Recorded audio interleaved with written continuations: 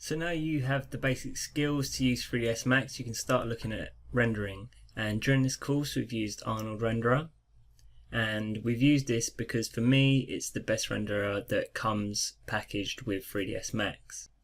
But over the years I've used a lot of render engines, and currently my go-to render engines are Corona Renderer and V-Ray.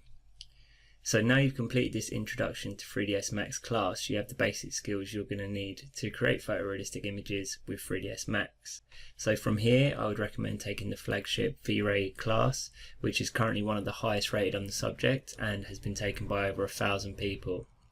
And be sure to check out the rest of my 3D related classes as well, and also join the Facebook group and subscribe to the YouTube channel for more updates. I hope you've enjoyed the class, and I look forward to seeing where 3D takes you.